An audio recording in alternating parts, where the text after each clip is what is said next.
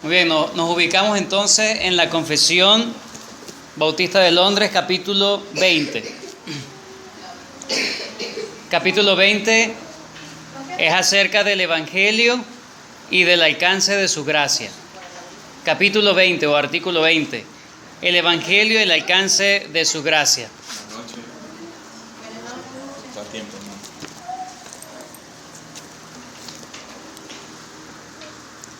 Ok, vamos a hacer un pequeño repaso, hermanos, de lo que es el bosquejo general para que podamos de alguna manera recordar por dónde venimos en la confesión.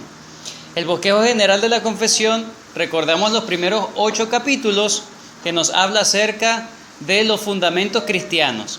Estas son las cosas, estas son las doctrinas que todo cristiano debería estar manejando, debería conocer, debería entender. Lo primero, ¿verdad?, acerca de las Escrituras, que es el capítulo número 1. Los capítulos 2 y 3 nos habla acerca de la doctrina de Dios, la Santa Trinidad, ¿verdad?, y el decreto de Dios, que es el capítulo 3. El capítulo 4, capítulo 6 nos habla acerca de la creación de Dios. Ahí está la creación, el hombre, todo lo que hemos visto allí. El capítulo 7 nos habla acerca del pacto. El pacto de Dios. Capítulo 8 nos habla acerca de la persona de Cristo. ¿Okay? Estos son los primeros 8 capítulos. ¿Cómo se llaman? Fundamentos cristianos. ¿Okay? No se me vaya. Estamos en la sección hoy, y de hecho la vamos a terminar, que es el capítulo 20. Del 9 al 20 es precisamente religión experimental. Religión experimental. Voluntad humana, que es el capítulo 9 del libre albedrío. Gracia que Dios otorga, o las gracias que Dios otorga, capítulos 10 al 13. Y las virtudes cristianas, capítulos del 14 al 18. Pueden nombrarme algunas de las virtudes cristianas, están entre los capítulos 14 al 18. Los títulos: la fe, el arrepentimiento, buenas obras, perseverancia. Ahora, yo les pregunto, ¿esas son cosas que las hace Dios? O sea, Dios te da el arrepentimiento, te da la fe, ¿cierto? Podemos decir que esas son gracias que Dios otorga. Sin embargo, caen en el renglón donde habla acerca de las virtudes que el hombre ejerce. Aunque ciertamente Dios las otorga, quien ejerce esas cosas, quien ejerce el arrepentimiento es la persona, no Dios. Quien ejerce la fe es la persona. Quien hace las buenas obras es la persona. No es dejarle, que Dios haga todo. No. Yo debo hacer. Por eso se llama virtudes, podemos llamarlo como gracias que el hombre ejerce también. ¿Okay? Y las virtudes o las gracias que Dios otorga, las anteriores, la justificación, esas no las hacemos nosotros. Esas son gracias de Dios. La justificación, por ejemplo. ¿Okay? Esa. Muy bien. Y hemos visto la clase pasada acerca de los medios de gracia. ¿De qué trató la clase pasada? Capítulo 19. La ley de Dios. La ley de Dios es un medio de gracia. No para alcanzar la salvación, porque por medio de la ley no se alcanza la salvación. Pero ¿qué se alcanza por medio de la ley? Romanos 3, 20 o 21. ¿Qué se alcanza por medio de la ley? Conocer el pecado. Eso es, la ley está para que tú conozcas que tú eres pecador. Para eso está la ley. Para que entiendas, no se pueden culpar del pecado si no hay ley. Dios introdujo la ley. ¿Ok? La ley no te va a salvar. Si tú vives por la ley no te va a salvar. La ley simplemente te dice, o es el medio que Dios usa para declararte que tú eres pecador, que tú reconozcas que eres pecador. Y hoy vamos a hablar acerca del Evangelio, que es el medio que Dios usa para salvar. Entonces son los medios de gracia, uno para conocer el pecado y el otro para conocer la salvación, que es el Evangelio. Es interesante que en este capítulo 20, que es acerca del Evangelio y el alcance de su gracia, si ustedes pueden recordar, la Confesión de Londres es básicamente extraída de la Confesión de Westminster, ¿okay? Que es una confesión que se redactó en 1647. 47 o 49. 47. Vale. Esa confesión, ¿verdad?, la agarraron los bautistas y de alguna manera hicieron algunas que otras adaptaciones. Pero es interesante que este capítulo 20 no aparece en la confesión de Westminster. No aparece, pero sí aparece en la de 1689, que es la que tenemos nosotros. Muchos dicen, bueno, es probable que en aquel tiempo, cuando se redactó Westminster, no estaban en la sociedad o en boga algunas herejías que probablemente en este momento sí, por el tiempo. Uno podría decir, bueno, la herejía del dualismo podría estar por allí incipiente en ese tiempo, la herejía del dispensacionalismo también. Entonces ellos quisieron dar en claro lo que es el concepto del Evangelio o todo lo que tiene que ver con el Evangelio. Y los párrafos de alguna manera nos van a ayudar a entender por qué inclusive se redactó este párrafo o este capítulo. Vamos entonces con el primer párrafo. Son 4 párrafos, vamos con el primero, vamos a leerlo. Nos va a hablar acerca de la inauguración de la revelación o del Evangelio, que es la revelación especial de Dios. Habiendo sido quebrantado el pacto de obras por el pecado y habiéndose vuelto inútil para dar vida, agradó a Dios dar la promesa de Cristo, la simiente de la mujer, como el medio para llamar a los elegidos y engendrar en ellos la fe y el arrepentimiento. En esta promesa el Evangelio, en cuanto a su sustancia, fue revelado y es en ella eficaz para la conversión y salvación de los pecadores. Este párrafo nos va a ayudar a entender o a responder a una pregunta probablemente algunos se han hecho. ¿Cómo eran las personas salvas antes de la muerte de Cristo? ¿Cómo se salvaba la gente antes de que Cristo muriese?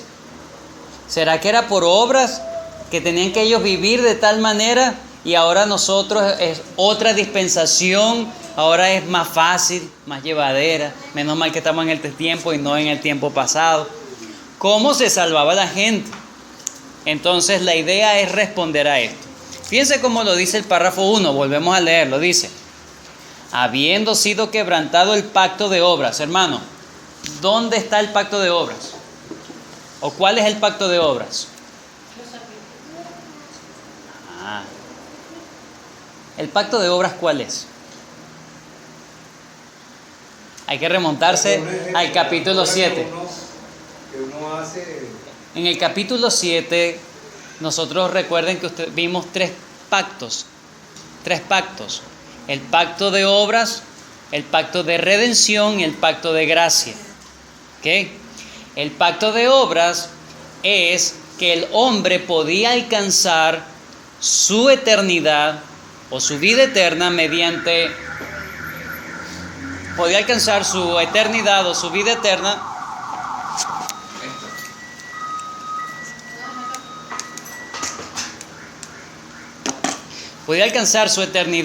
eterna mediante su obra, precisamente. ¿Cuál fue la restricción que Dios le dio a Adán? No comerás, comerás de todo árbol del huerto, pero del árbol que está en medio del huerto no comerás, porque el día que de él comieres, de cierto morirás. Cuando el hombre transgrede la ley impuesta por Dios, él pierde el beneficio de permanecer en el Edén. Por eso es que él es echado.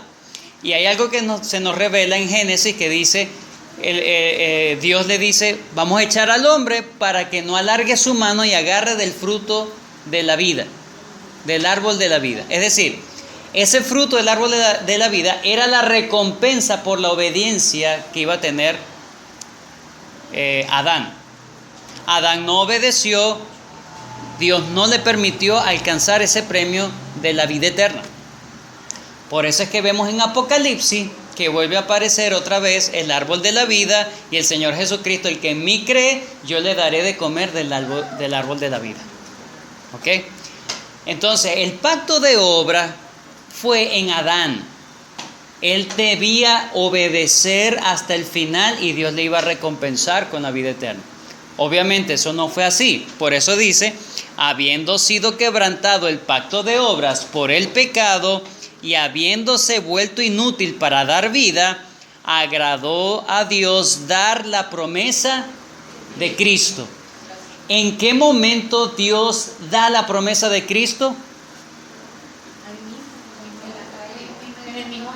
Génesis 3:15 es la promesa del Evangelio, hermano. Génesis 3:15 es la promesa del Evangelio. Cuando Adán peca, Adán merecía inmediatamente morir. Y Dios lo que hace es prometerle que iba a venir un redentor. Eso es lo que hace Dios. ¿Ok? Entonces, Sam Waldron dice lo siguiente, lo que estaba explicando.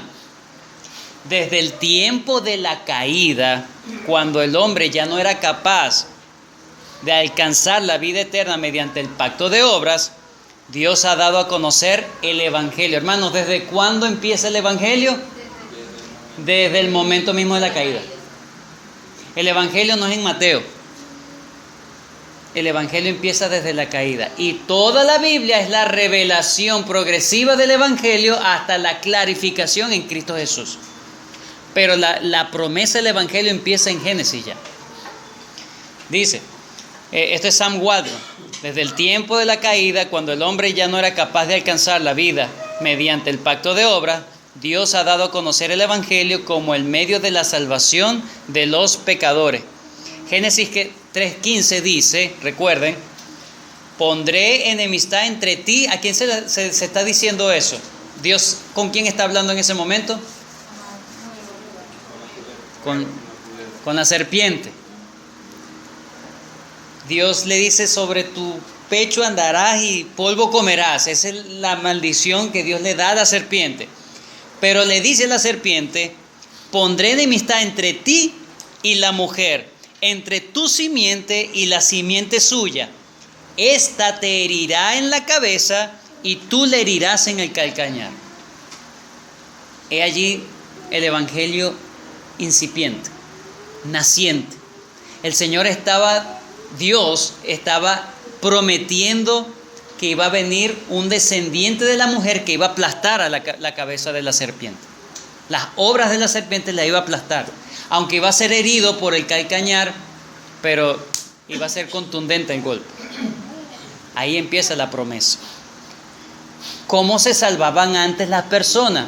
Fíjense lo que dice Hebreos capítulo 11, versículo 13. Todos ven la pantalla, ¿verdad? Es necesario porque ahí están escritas los versículos. Conforme a la fe murieron todos estos sin haber recibido lo prometido. ¿Quiénes son todos estos? Es la pregunta. Hebreos 11, ¿de qué trata? De los hombres que han tenido fe. Ahí se menciona a Abel, se menciona a Noé, se menciona a Abraham, se menciona a Isaac, se menciona a Jacob, se menciona a varios, Enoc, Rahab, pero dice, conforme a la fe murieron todos estos sin haber recibido lo prometido, sino mirándolo de lejos y creyéndolo y saludándolo y confesando que eran extranjeros y peregrinos sobre la tierra. ¿Cómo se salvaba la gente antes de que viniera Cristo? Confiando en esa promesa que se hizo al principio. Aunque no vieron la promesa en Cristo Jesús, ellos vivían confiando en que esa promesa iba a ser verdad en algún momento. Conforme a la fe murieron todos estos. ¿Fe en qué? ¿En que mañana iba a salir todo mejor? No, en la promesa que Dios dio. Ellos confiaron en esa promesa que se dio en Génesis 3:15. Lucas 2:25. Este es un señor llamado Simeón y está el Señor Jesucristo apenas bebé. Y fíjense cómo la Escritura habla de este hombre. He aquí, había en Jerusalén un hombre llamado Simeón, y este hombre justo y piadoso esperaba la consolación de Israel, y el Espíritu Santo estaba sobre él. Este hombre estaba en el momento en que Jesucristo, a los 8 días de nacido, fue presentado en el templo. Y este hombre dice que era un hombre justo y piadoso. ¿Pero por qué? Esperaba la consolación. Es decir, ¿por qué esta persona Dios la ve como justa y piadosa? Porque tenía una esperanza. ¿Esperanza en que el día de mañana va a salir todo mejor? No. En que iba a venir la consolación de Israel. Así lo dice aquí. Conforme a la fe, ellos estaban viendo hacia adelante. En algún momento Dios va a cumplir su promesa. Ellos tenían confianza en eso. Ellos tenían esa esperanza. Hablando de una mujer en ese mismo episodio, postrándose en la misma hora, daba gracias a Dios y hablaba del niño, hablando de Jesús como el niño, a todos los que esperaban, ¿qué? La redención en Jerusalén. El Señor Jesucristo todavía no había muerto. Y ya había gente que tenía fe. Fe en algo que iba a acontecer. Nosotros hoy en día tenemos fe en algo que ya aconteció. Es decir, tanto ellos como nosotros somos salvos por tener fe en Cristo. Ellos tenían fe hacia adelante, nosotros tenemos fe mirando hacia atrás. ¿Ok? Pero siempre todos los hombres, en todas las épocas, en todas partes, han sido salvos por medio de la fe. Nunca fue por obras, nunca fue por sacrificios, nunca fue por la ley, siempre fue por la fe. La fe en un Salvador. Nosotros en un Salvador que ya vino y ellos esperando un Salvador que iba a venir. ¿Ok? Romanos 4:16.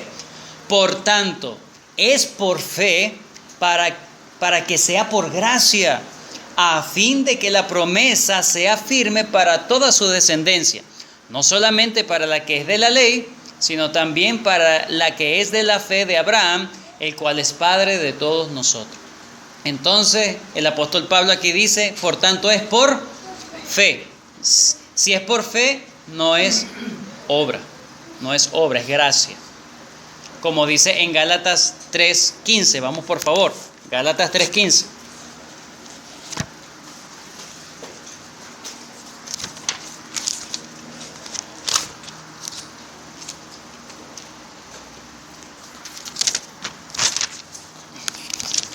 No lo vamos a leer hasta el 22, solamente vamos a leer algunos versículos. Del 15 al 18 vamos a leer. Hermanos, hablo en términos humanos. Un pacto, aunque sea de hombre, una vez ratificado, nadie lo invalida ni le añade. Ahora bien, a Abraham fueron hechas las promesas y a su simiente. No dice y a las simientes como si hablase de muchos, sino como de uno, y a tu simiente, el cual es Cristo. Esto pues digo, el pacto previamente ratificado por Dios para con Cristo, la ley que vino 430 años después, no lo abroga para invalidar la promesa. Hermano, la ley, los sacrificios, todo eso, se instauraron 430 años después de la promesa. Abraham. ¿Cómo hizo Abraham para ser salvo si no tuvo la ley? Él fue salvo por fe. ¿Ok? Él fue salvo por la fe. De hecho, en Romanos dice que creyó a Dios y le fue contado por justicia. Siempre ha sido por fe, hermano. Siempre. No se olvide de eso. En este momento, cuando ellos redactan esta confesión, los hermanos bautistas, en 1689, aparentemente vieron la necesidad de aclarar eso.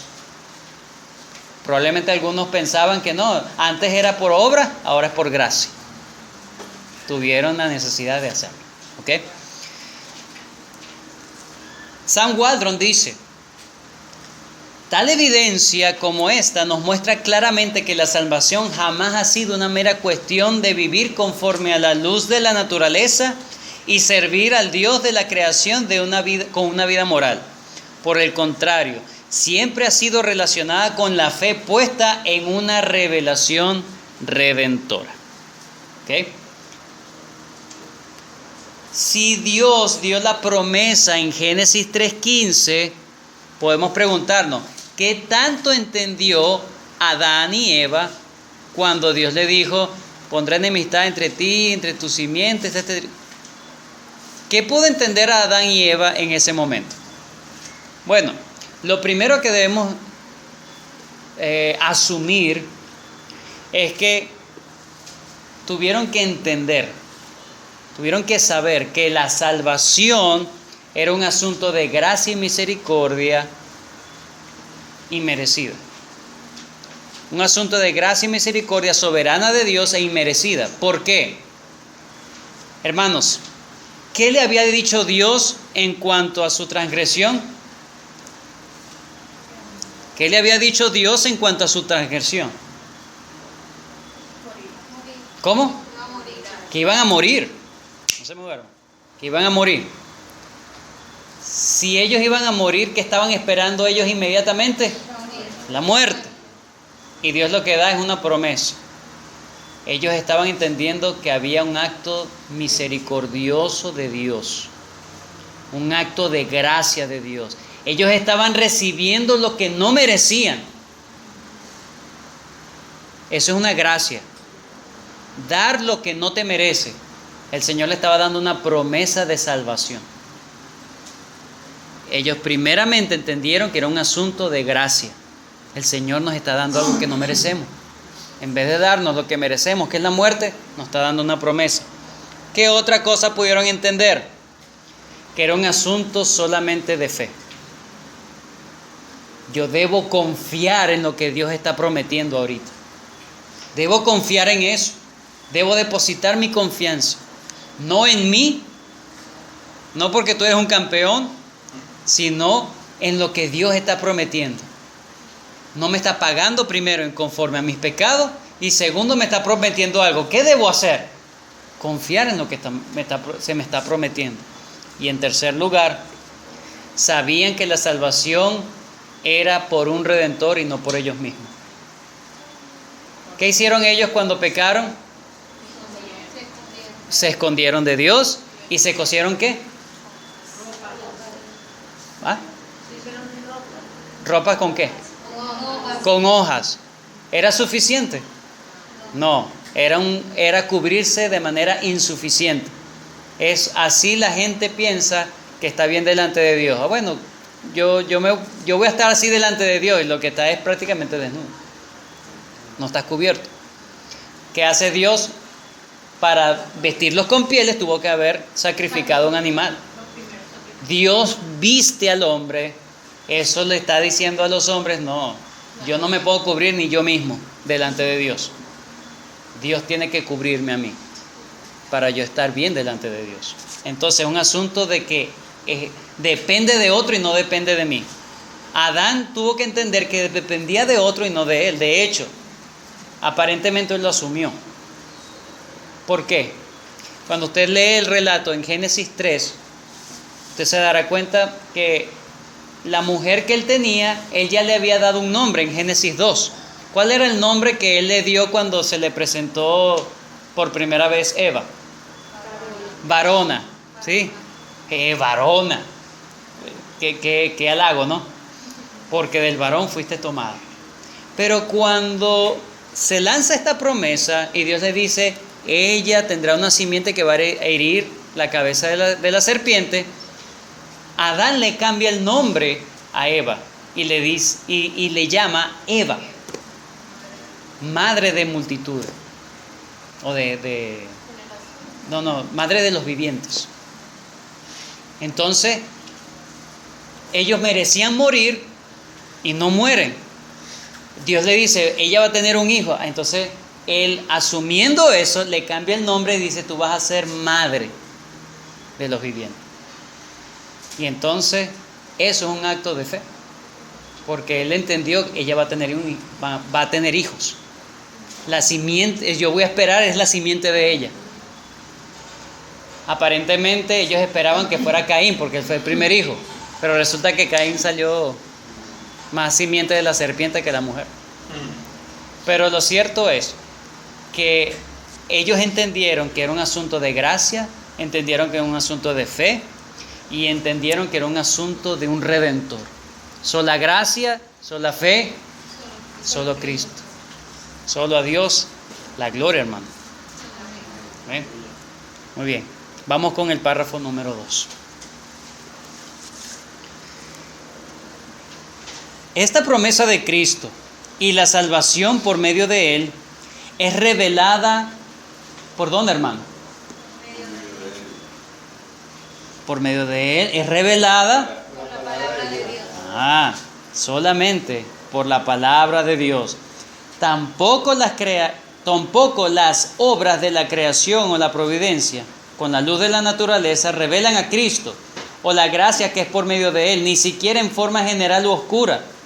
Mucho menos hacen que los hombres destituidos de la revelación de Él por la promesa o evangelio sean capacitados así para alcanzar la fe salvadora o el arrepentimiento. Es decir, hermanos, usted ve la creación de Dios, ¿verdad? En Romanos capítulo 1, versículos 18, 19 y 20, nos habla que la creación deja sin excusa a nadie, porque nadie puede decir, Dios no existe. Nadie lo puede decir. Pero ella es insuficiente para revelar a Cristo. Cualquiera viendo la naturaleza no puede decir, yo como que debo arrepentirme de mis pecados y confiar en Cristo. No llega a esa conclusión, ni por intuición. Pero eso es lo que está diciendo allí. La revelación de Cristo solamente se conoce a través de ¿dónde? De las Escrituras. Alguien que diga, no, yo he confiado, ¿y cómo llegaste a confiar? No sé, un día que me paré de la cama y de repente ya estoy confiando en Dios. Ya va. ¿Es una confianza en qué? Solamente la palabra te revela a Cristo.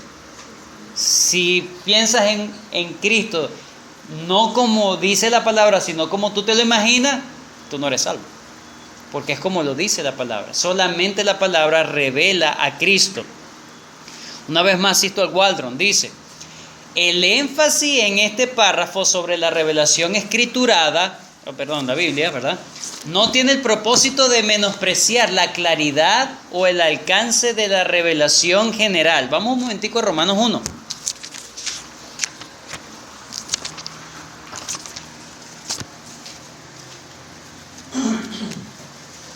Romanos capítulo 1.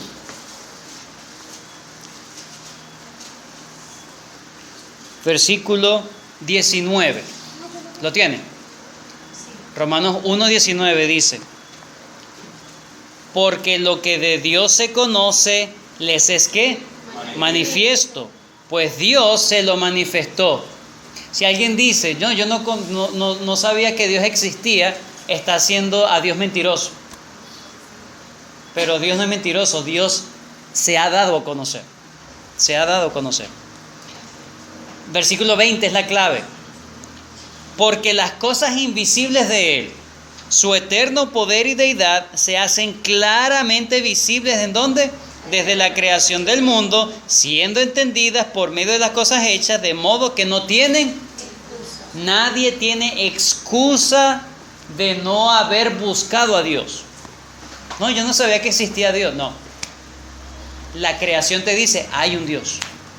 Y tú te debes a ese Dios. Si hay un Dios, tú como criatura, te debes a ese Dios. Debes buscar adorar a ese Dios. ¿Ok?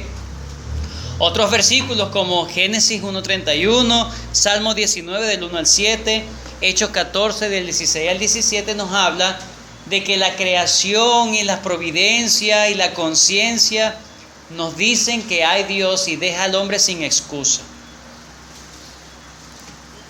Estos pasajes que están allí declaran explícitamente que el ser, la sabiduría, la santidad, la justicia, la ley, la ira y la bondad de Dios se revelan claramente en la creación.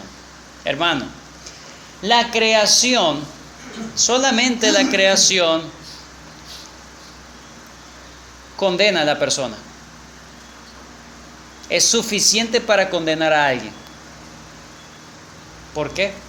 Porque ella revela la deidad de Dios, o la existencia, el poder, la sabiduría de Dios.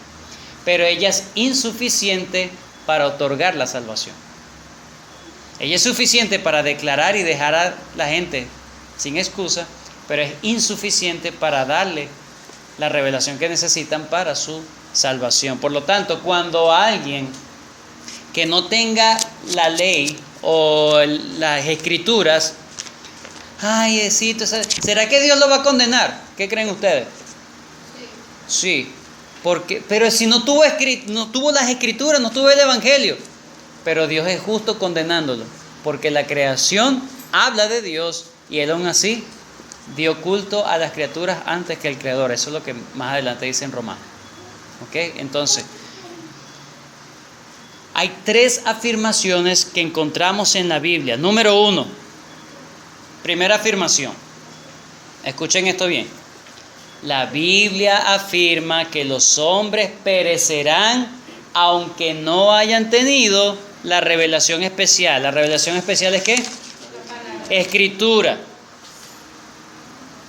Ya he leído hasta el 20, pero vamos a buscar por favor el capítulo 2 del mismo Romano, versículo 14. Capítulo 2, versículo 14 de Romano. ¿Lo tienen? Porque los gentiles que no tienen ¿qué? Ley.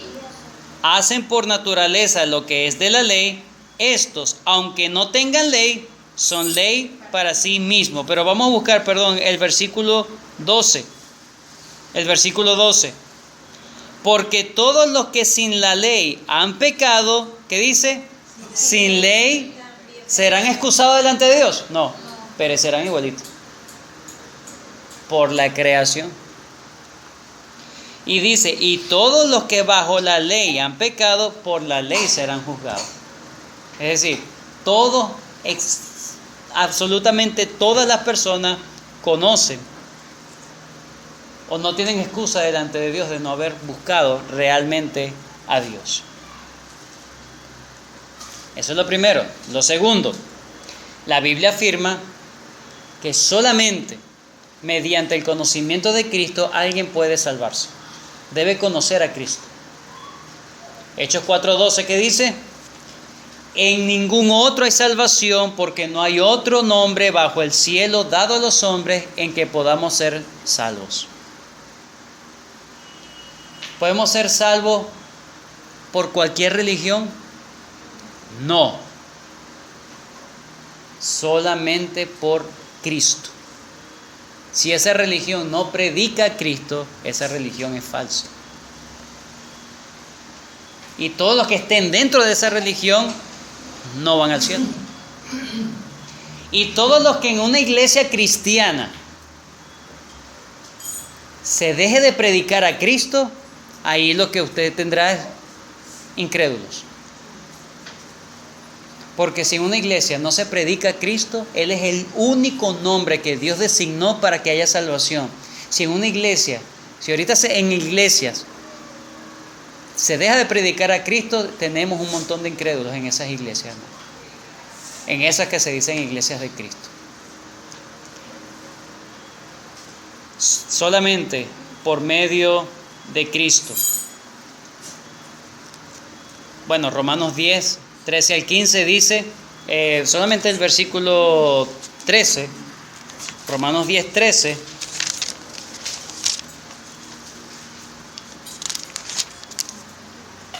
Porque todo aquel que invocar el nombre del Señor, ¿qué dice?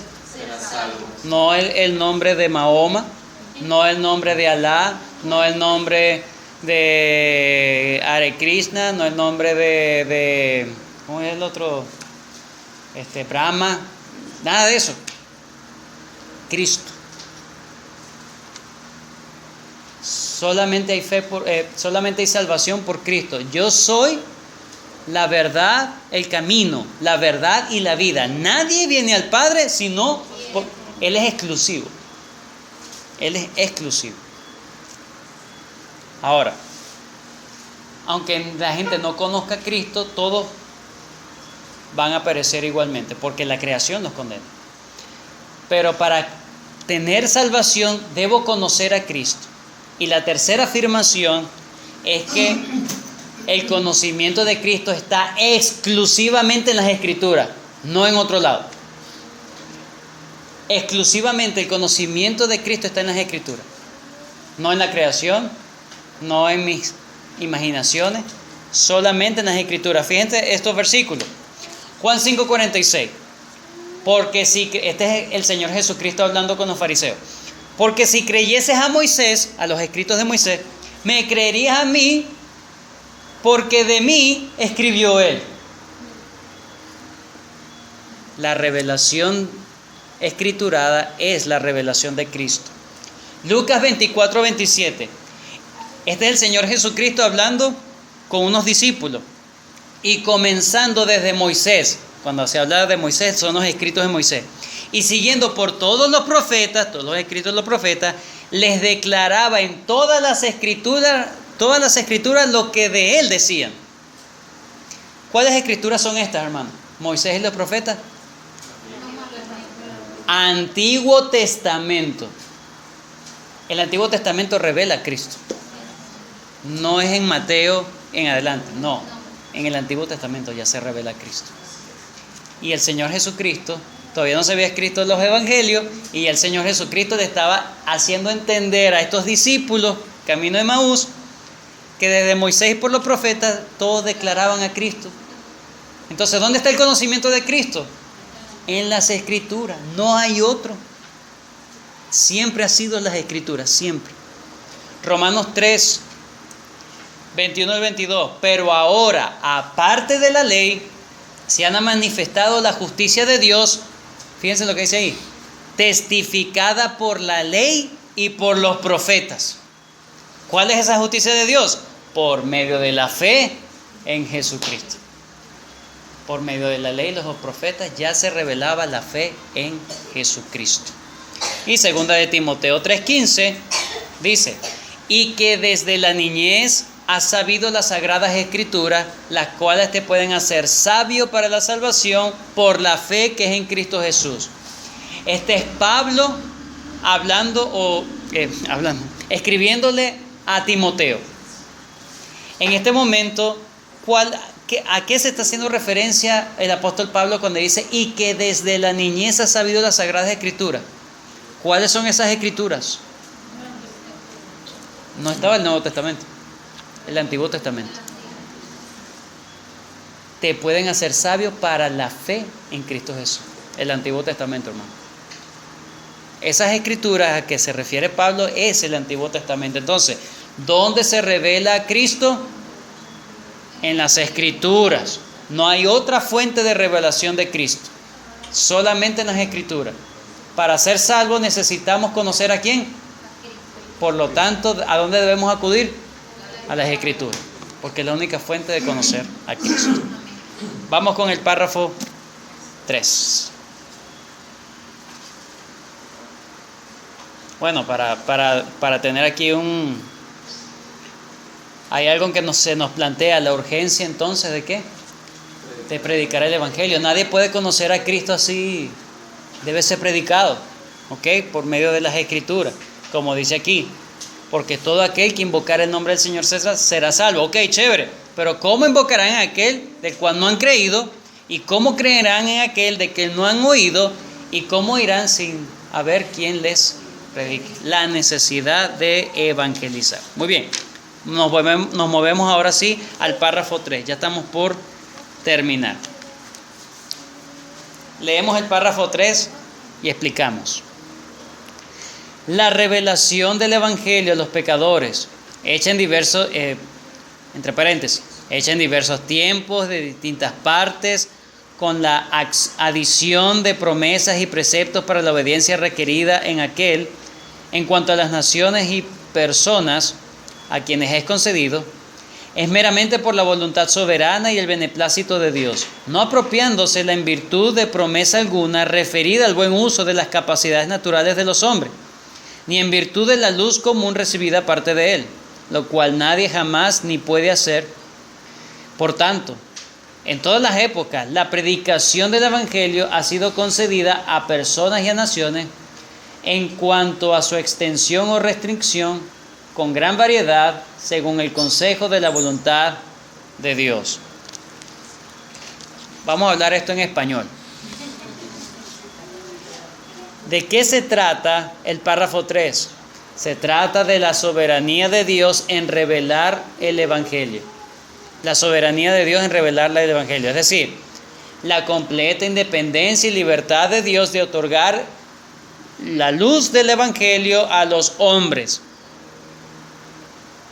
Primero, nadie puede aprovechar la luz de la gracia común para conocer a Cristo o para llegar a entender el Evangelio. Eso es lo que nos dice Romanos 3:10. Romanos 3:10 dice, no hay justo ni aun uno. Número 2, nadie puede aprovechar jamás la luz común, el sentido común, pues.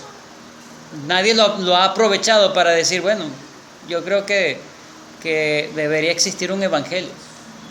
No. Nadie puede, ni nadie puede inventar, bueno, yo voy a inventar el evangelio debe ser así, así, así. ¿Quién lo puede inventar? Romanos 8:7 dice que el hombre está enemistado contra Dios. Por cuanto los designios de la carne son enemistad contra Dios, porque no se sujetan a la ley de Dios, ni tampoco pueden. Entonces, si conocer el Evangelio está fuera del alcance del hombre, significa que es Dios quien puede otorgar, es soberanía de Dios entregar el Evangelio.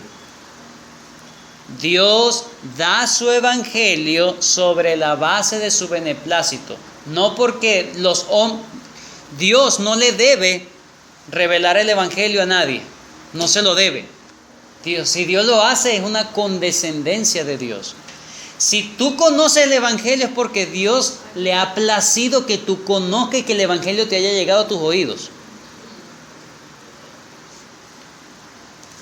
Mateo capítulo 11, por favor, vamos a buscar estos versículos.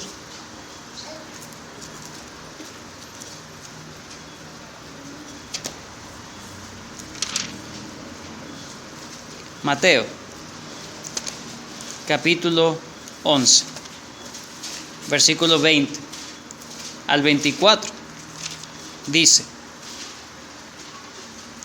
Entonces comenzó a reconvenir a las ciudades en las cuales había hecho muchos de sus milagros, porque no se habían arrepentido, diciendo, fíjense estos versículos, dice: Ay de ti Corazín, ay de ti Betsaida, porque si en Tiro y en Sidón se hubieran hecho los milagros que han sido hechos en vosotras, tiempo ha que se hubieran arrepentido en silicio y en ceniza. Hermanos, el Señor Jesucristo está diciendo, si en Tiro y en Sidón se hubiesen hecho milagros, se hubiesen arrepentido. ¿Y qué hizo Dios? No les otorgó milagros. ¿Sí entienden esto? Si en Tiro y en Sidón se hubiesen hecho milagros, se hubiesen arrepentido. ¿Y por qué Dios no otorgó milagros? Porque es la soberanía de Dios. Más adelante, versículo 23. Y tú, Capernaum, que eres levantada hasta el cielo, hasta el Hades, serás abatida. Porque, mire, si en Sodoma se hubiesen hecho los milagros que han sido hechos en ti, habría permanecido hasta el día de hoy. ¿Y qué pasó? ¿Dios hizo milagros allí? No. Pero si aquí dice, si Dios lo hubiese hecho, se hubiesen arrepentido, hubiesen permanecido. Pero Dios no quiso. Dios no quiso su arrepentimiento. Dios es soberano en entregar el Evangelio a quien Él quiere. Hay personas a quien no le ha llegado el Evangelio. Eso es soberanía de Dios.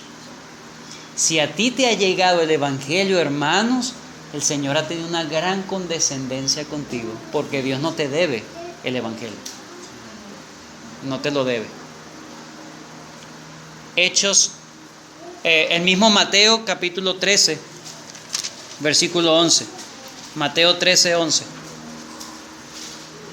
Él respondiendo les dijo: porque a vosotros os he dado saber los misterios del reino de los cielos, mas a ellos no les he dado. Este es el Señor Jesucristo. Le está hablando en parábolas a las personas. Las parábolas, hermanos, no eran para que la gente diga, ay, qué bonito mensaje. No, era precisamente para ocultarle la verdad a las personas, para que ellos no entendieran, para que se cumpliera la palabra de Dios, del juicio de Dios que decía, para que oyendo no oigan y viendo no vean. Por eso les hablaba en parábolas, para que la gente no entendiera realmente el mensaje. Los discípulos estaban igual, no entendieron nada. Y los discípulos le dijeron, Señor, ¿por qué no nos explicas esa parábola? Y el Señor les dice, esa es la respuesta del Señor: a vosotros os he dado el misterio del reino de los cielos, mas a ellos no. El Señor sí es malo, no es malo. El Señor es soberano. Y Él le otorga el Evangelio a quien Él quiere. A quien Él quiere. Hechos 16.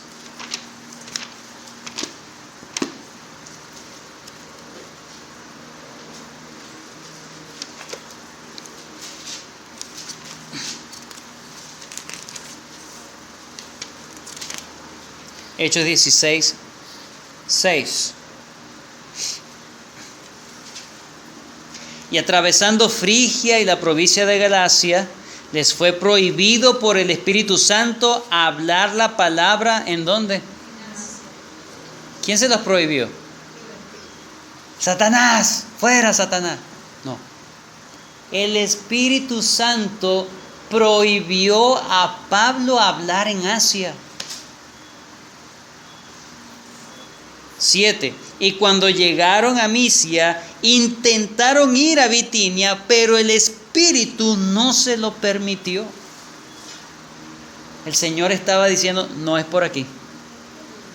¿No tenía necesidad esa gente del Evangelio? Por supuesto, pero el Señor no quiso.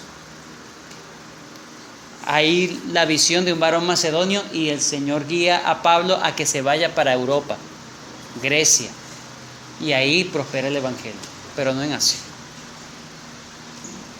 Soberanía de Dios. Filipenses 1:29.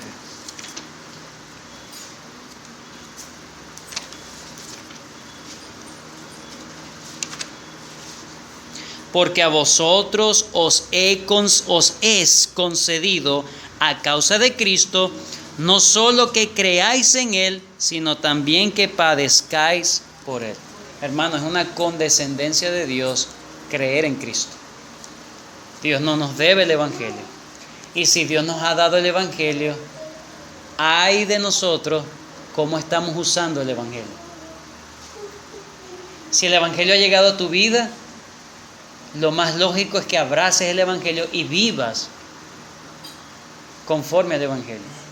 Porque si ha llegado el Evangelio a tu vida y tú has rechazado el Evangelio, más tolerable será el castigo para Sodoma y Gomorra que para ti. Porque ellos no tuvieron luz de milagro, ni Evangelio, pero nosotros sí. ¿Qué estás haciendo tú con el Evangelio? No descuidamos una salvación tan grande, dice las Escrituras, hermano. Terminamos con el párrafo 4.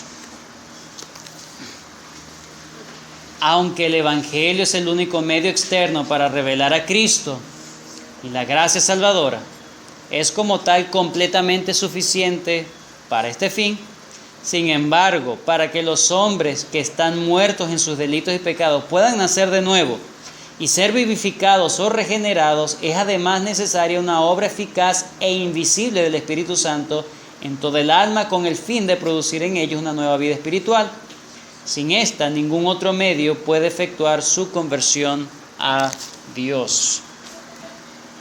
Hay dos afirmaciones en este párrafo. Número uno, que el mensaje del Evangelio es el único medio externo para revelar a Cristo y es completamente suficiente para revelar a Cristo. ¿Cómo puede salvarse la gente? ¿Conociendo de quién? Y el Evangelio es suficiente para dar el conocimiento de Cristo. Sin embargo, es inadecuado si no va acompañado por el poder regenerador del Espíritu Santo. Ya eso lo hemos entendido antes, ¿verdad? Se convierte solamente en un llamado externo, pero no el llamado interno. Pero el llamado interno nunca vendrá sin el llamado externo, por el Evangelio. El Espíritu Santo siempre va a usar el Evangelio para llamar eficazmente a una persona. Juan 6:44 dice: ninguno puede venir a mí si el Padre no le trajere.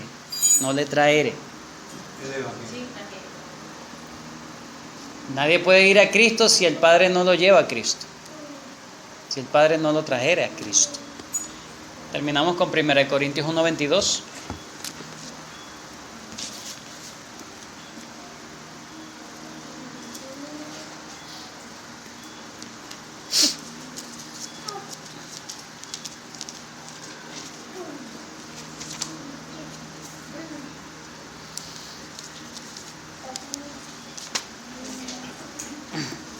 Dice, 1:21. Pues ya que en la sabiduría de Dios el mundo no conoció a Dios mediante la sabiduría, agradó a Dios salvar a los creyentes. ¿Por qué? Por la locura de la predicación. Hermanos, es necesario que la gente escuche la predicación de Cristo. De otro modo, no habrá salvación. No habrá salvación. Imposible. Pero me quedo con el párrafo anterior. Dios es soberano en entregar su evangelio. Si el Señor nos entregó una salvación tan grande, hermano, seamos y vivamos agradecidos por ese gran privilegio que tenemos, que hay otros que no tienen. Que hay otros que no entienden. Que el Señor nos ayude a ser agradecidos, a perseverar cada vez más, a amar más lo que tenemos, el Evangelio, que lo veamos de verdad como algo muy extraordinario, aunque sea muy común, no lo tomemos de esa manera, porque nos acostumbramos a eso. Debemos mantenernos con ese sentido de asombro. Dios, tú permitiste que el Evangelio llegara a mi vida, porque no había otra manera de tu salvación, hermano. Amén.